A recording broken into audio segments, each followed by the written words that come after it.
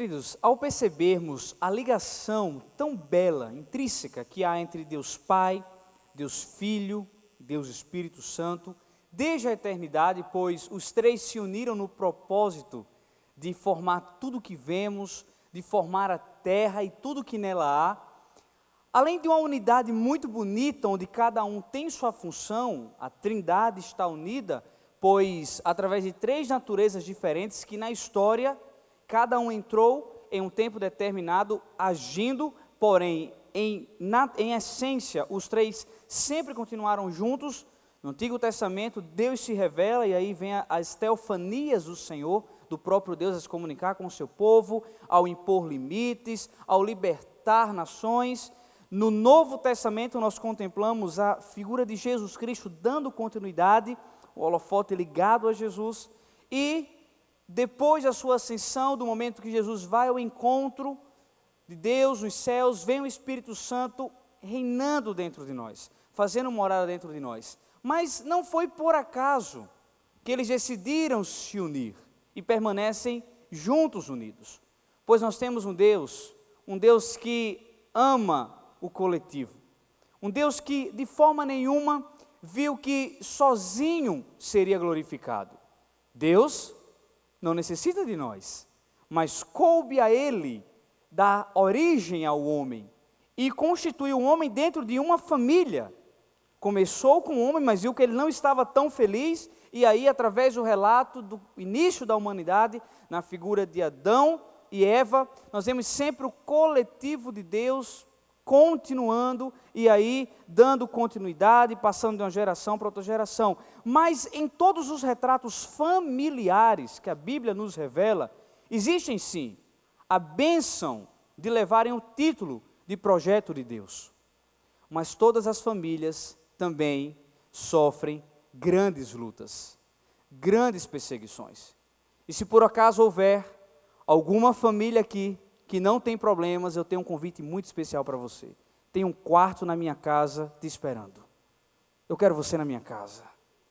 Falando sério, para você me ensinar que segredo é esse, de não ter uma dificuldade, de não ter um conflito, não ter uma luta, porque faz parte das famílias essa realidade. No entanto, Deus não deixou de ser o Deus da família. Família é algo patenteado pelo Senhor, é uma marca registrada nos céus, é uma marca eterna na terra, que jamais nada será capaz de destruir. Mas vejamos, desde a primeira família, os conflitos, o primeiro assassinato aconteceu dentro de uma família.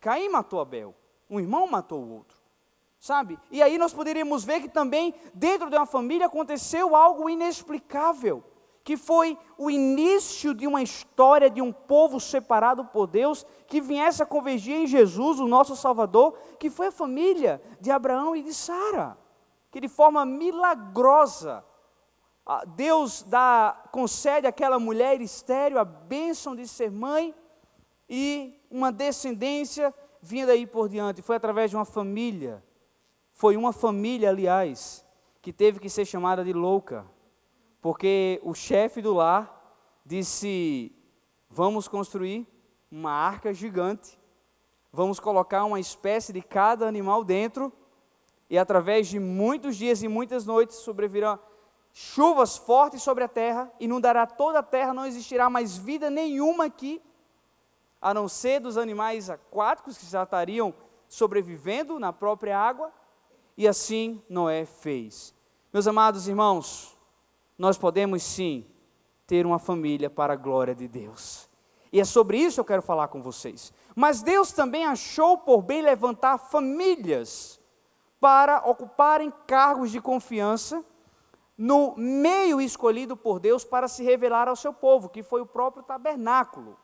Desde o primeiro tabernáculo que Moisés teve que construir, na verdade um pouco mais simples do que o que Salomão fez. O de Moisés era meio que peregrino, sabe, eles eram nômades no tabernáculo, então ficava de um lugar para o outro. De Salomão não, foi construído em Jerusalém e ali permaneceu depois de ter sido destruído outras vezes, sendo que da última vez não foi mais reconstruído. Será assim na glória, nos céus, na nova Canaã, na nova Jerusalém. Mas o que foi que Deus fez? Ele levantou uma família para cuidar do tabernáculo, e aí tinha o sumo sacerdote Arão e seus filhos.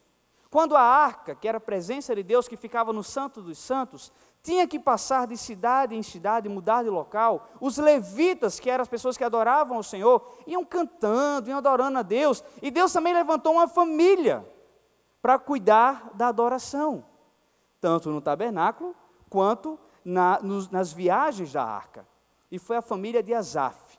Mas aí que está, os filhos de Asaf começaram a se questionar, por que aqueles que não temem a Deus usufruem de uma felicidade maior do que a nossa?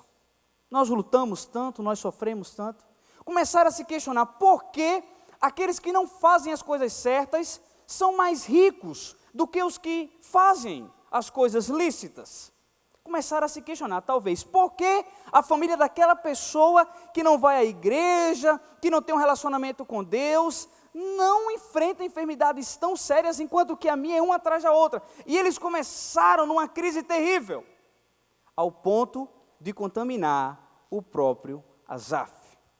E ele começou a pensar, rapaz, olha, esse negócio é adorar a Deus, de estar sendo um exímio administrador da banda dos adoradores, eu não sei se está valendo muito a pena, porque eu não sei, mas porque Deus está meio que sendo injusto com os outros. Mas foi através de um momento de reflexão.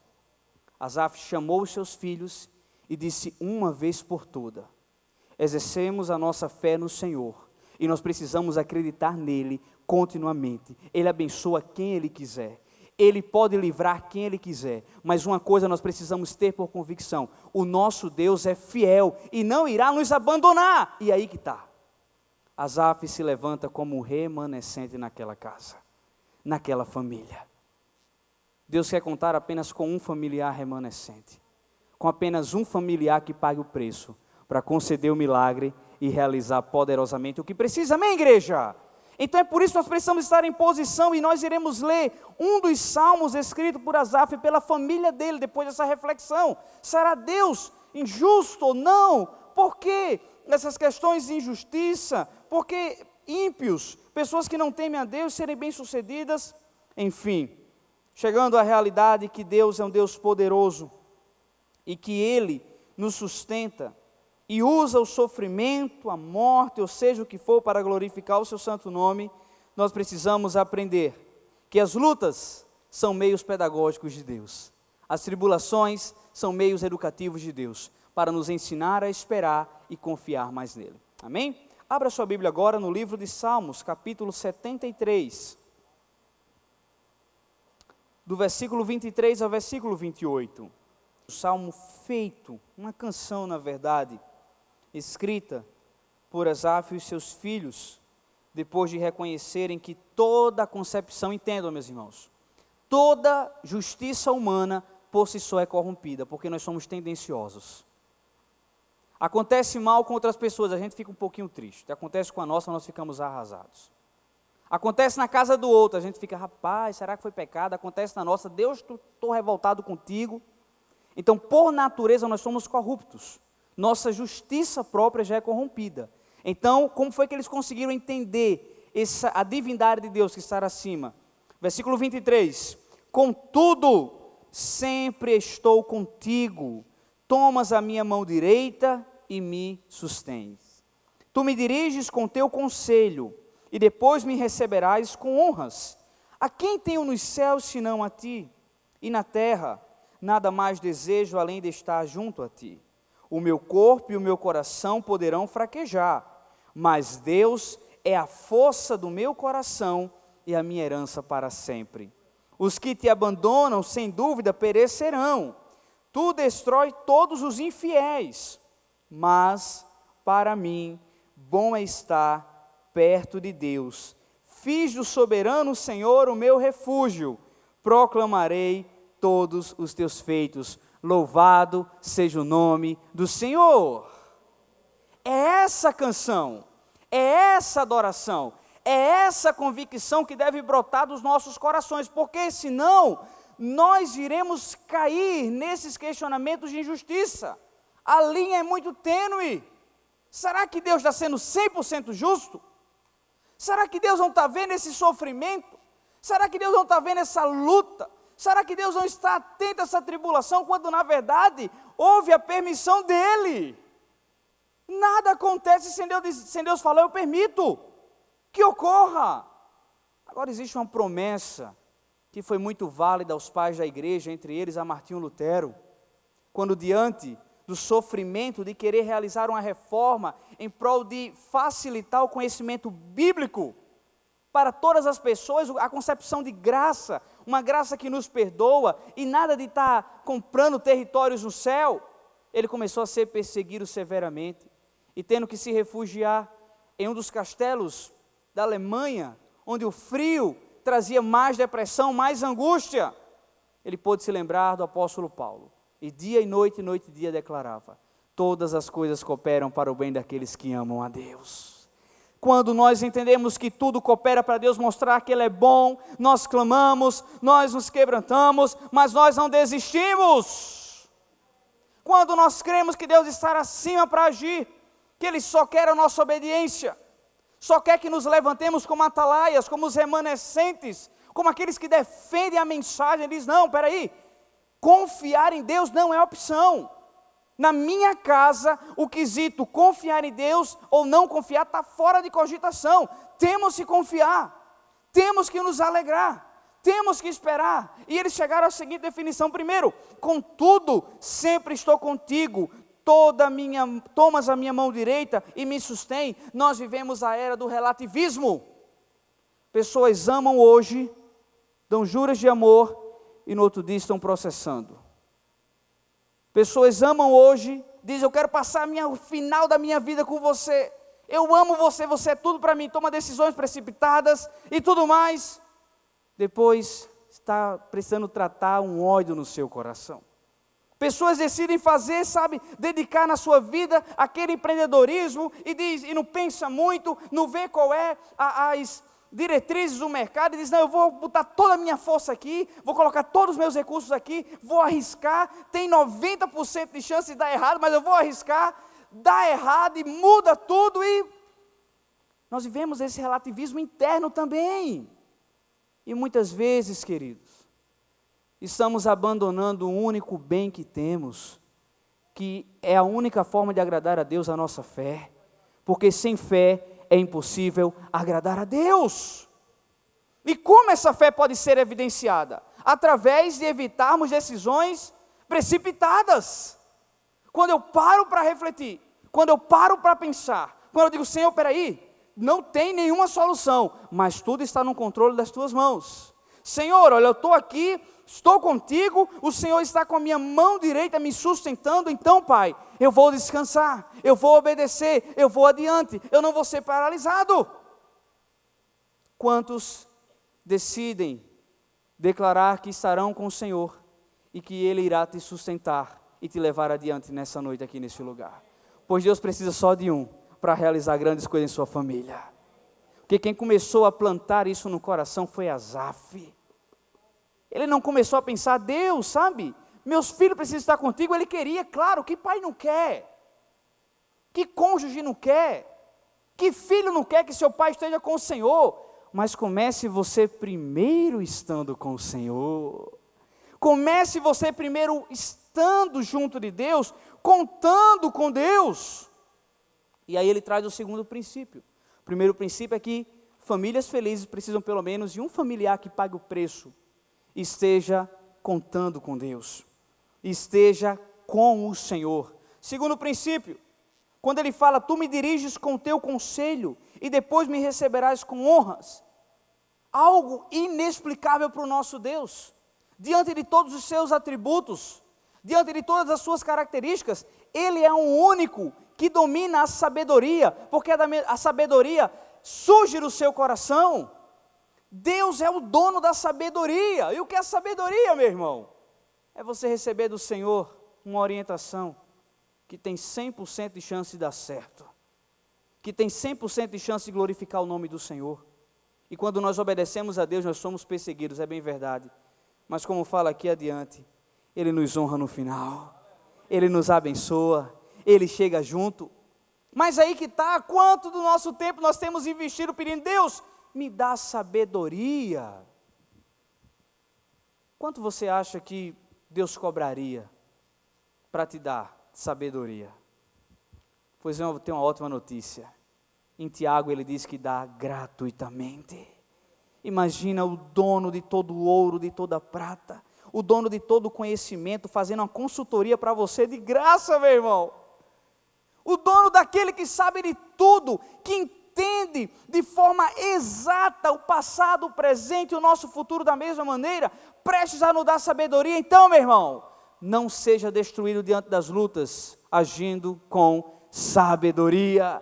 Ore, Deus me dá sabedoria, sabedoria para acreditar, sabedoria para investir, sabedoria para reconstruir, sabedoria para voltar atrás, sabedoria para repensar a minha forma que eu tenho me posicionado, que eu tenho conduzido. Pague o preço primeiro e o fruto vai vir na sua casa.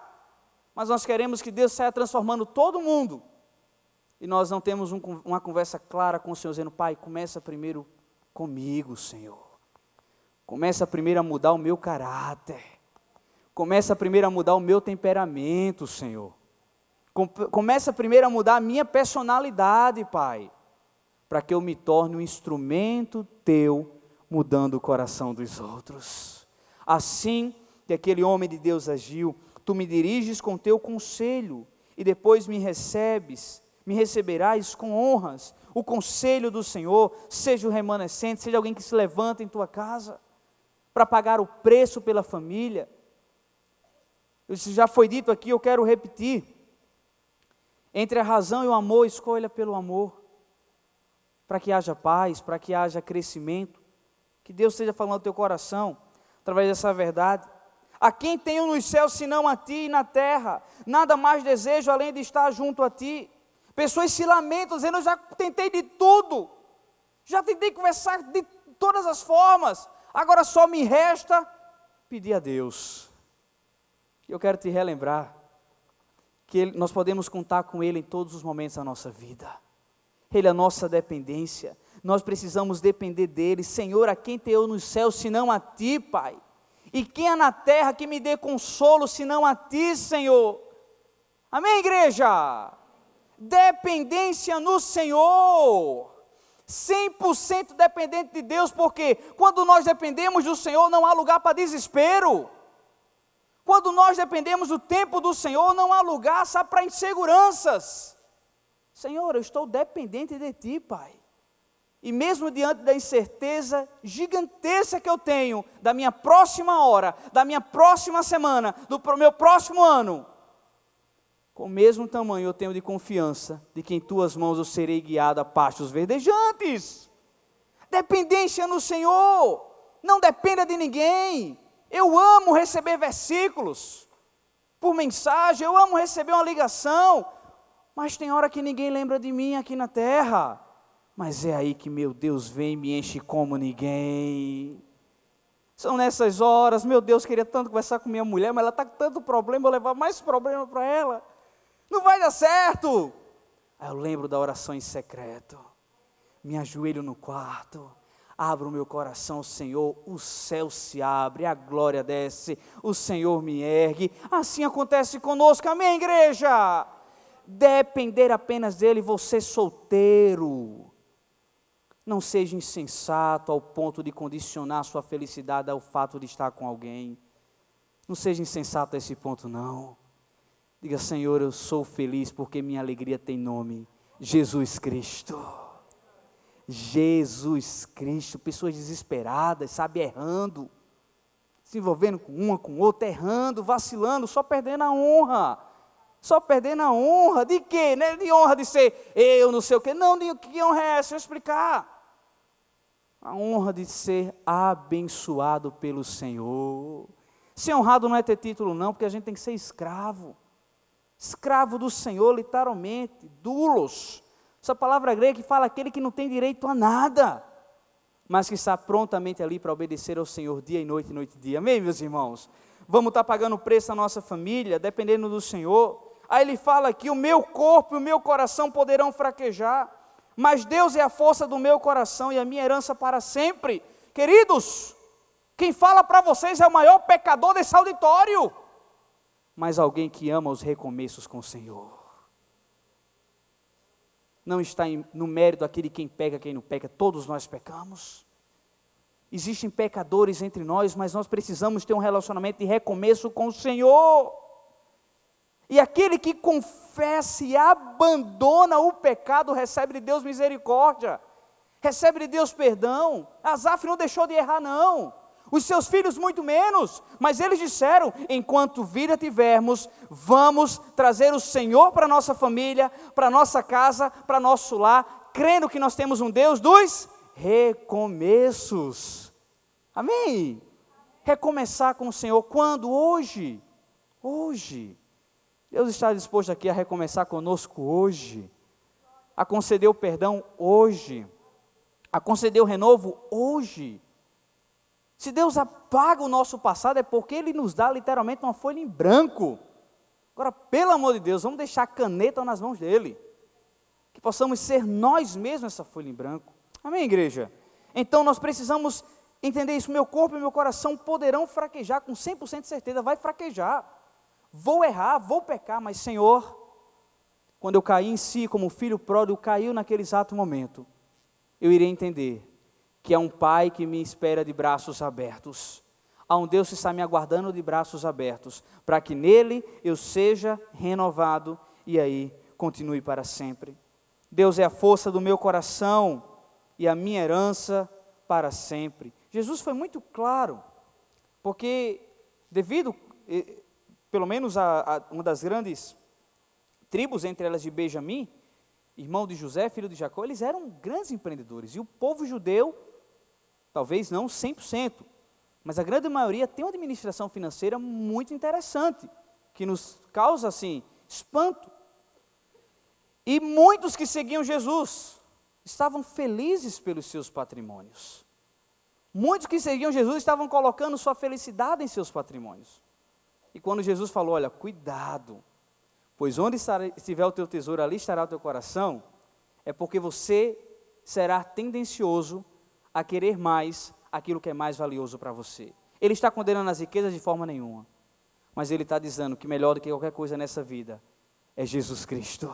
É Ele mesmo, é o nosso Salvador. É isso que Asaf entendeu aqui. Deus, Tu és a minha força, és a minha herança para sempre. Senhor, contigo eu terei minha porção nova, contigo eu terei a esperança que necessito, com a esperança que o Senhor me dá, de um dia estar contigo na glória, de um dia estar contigo face a face, estar longe de tudo aquilo que me atrapalha nessa vida, tudo aquilo que vem manchar o meu relacionamento contigo. Um dia, há uma esperança que nada pode acabar, nada pode cancelar. A esperança de estar com o Senhor nos céus. Versículo 27, mais uma lição para aplicarmos em nossas casas, em nossas famílias, nos nossos relacionamentos. Os que te abandonam, sem dúvida, perecerão. Tu destróis todos os infiéis. Estar com o Senhor, gente, é claro, aquilo que não é bênção é maldição. Mas aquilo que é bênção jamais poderá ser maldição. Aquilo que Deus apoia jamais poderá nos fazer mal. Mesmo que nos leve a renúncias, mas no final será glorioso, será maravilhoso. E o que nós vemos aqui, desse versículo, é sobre desistirmos daquilo que Deus quer. E eu falei aqui que a família é patenteada, tem dono. Quem está desistindo da sua família? Quem está desistindo dos seus filhos? Quem está desistindo dos seus relacionamentos? Perecerão. O que é isso? Chegará um momento que irá procurar e perceberá que não tem nada, que perdeu tudo, mesmo tendo tudo, mas não terá o principal, não terá aquilo que Deus quer, não terá aquilo que Deus abençoa. Então, o que nós vemos claramente aqui é que Deus irá de fato destruir tudo aquilo que foi infiel a Ele. Qualquer processo infiel, qualquer fim infiel, qualquer início infiel, mas, e aqui nós finalizamos quando Asaf diz, para mim, bom é estar perto de Deus, fiz do soberano Senhor o meu refúgio, proclamarei todos os teus feitos. Eles conseguiram vencer a crise familiar que se levantava contra o próprio Deus, através de uma justiça, por si só, injusta, uma concepção corrompida, entendendo que, mesmo que não cheguemos a compreender a vontade de Deus, mesmo assim valerá estar com Ele e entender que no final o nome dEle será glorificado e eu serei abençoado. É esse entendimento que Deus quer de mim e de você, esse entendimento tão simples, mas que na hora da dor não dá para entender, esse entendimento tão sincero, mas que no momento do alvoroço, no momento das crises, das angústias, nós não conseguimos trazer para a nossa mente essa verdade, que bom mesmo é estar perto do Senhor, pois Ele é o meu refúgio, minha segurança, meu esconderijo. Esconder-se no Senhor, se refugiar no Senhor. Deus quer usar pelo menos um remanescente em sua casa. E eu creio que Deus te trouxe aqui porque Ele quer te encher você que está nos assistindo, para que a sua família venha alcançar os projetos de Deus. Pois a nossa casa tem dono. O nome dele é Jesus Cristo. Que Deus nos abençoe.